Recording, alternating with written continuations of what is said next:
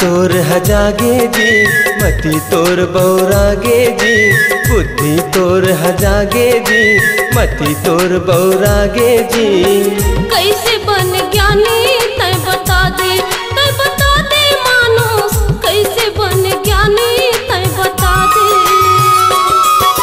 बुद्धि तोर हजागे जी मती तोर बौरागेगा, बुद्धि तोर हजागे जी मती तोर बौरागेगा। कैसे बन ज्ञानी तय बता दे मानो, कैसे बन ज्ञानी तय बता दे।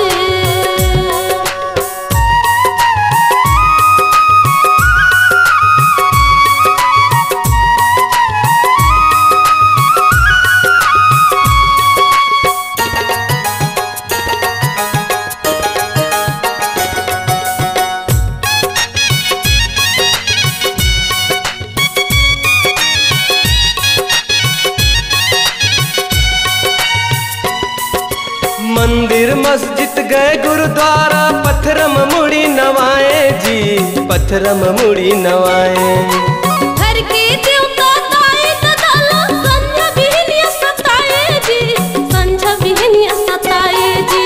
मंदिर मस्जिद गए गुरुद्वारा, पत्थरम मुड़ी नवाए जी, पत्थरम मुड़ी नवाए। घर के देवता ताए ददाला, संझा बिहनिया सताए जी, संझा बिहनिया सताए जी। दाई ददा चार धाम है, जग में अमर गुरु नाम है। दाई ददा चार धाम है, जग में अमर गुरु नाम है। कैसे बन ज्ञानी तय बता दे मानो, कैसे बन ज्ञानी तय बता दे।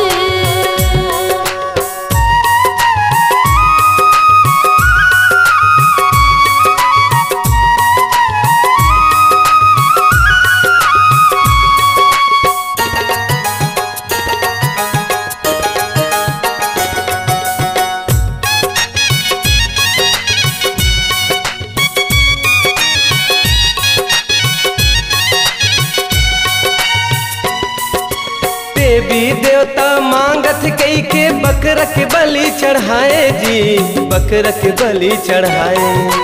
मुख स्वार्थ के खातिर मरियला, रांध के खाए जी, रांध के खाए जी।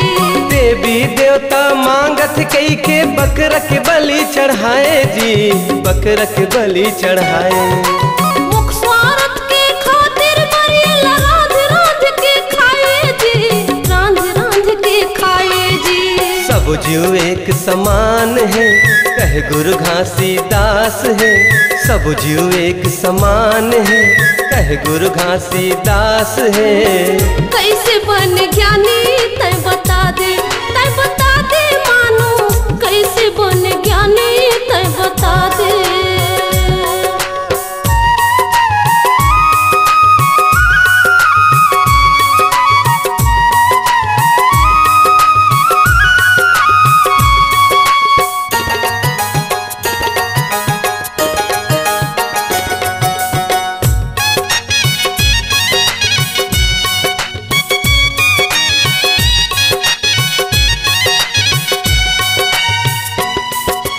कुंवर महीना पितर जवाए, बड़ा सुहारी रांध के, बड़ा सुहारी रांध के।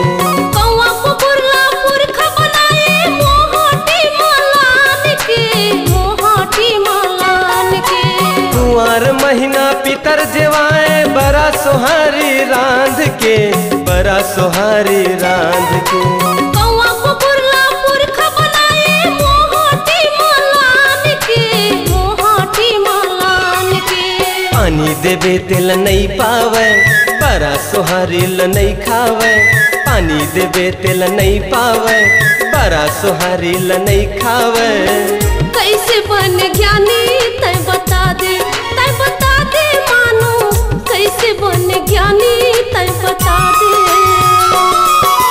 बुद्धि तोर हजागेगी, मति तोर बौरागेगा। बुद्धि तोर हजागेगी, मति तोर बौरागेगा। कैसे बन ज्ञानी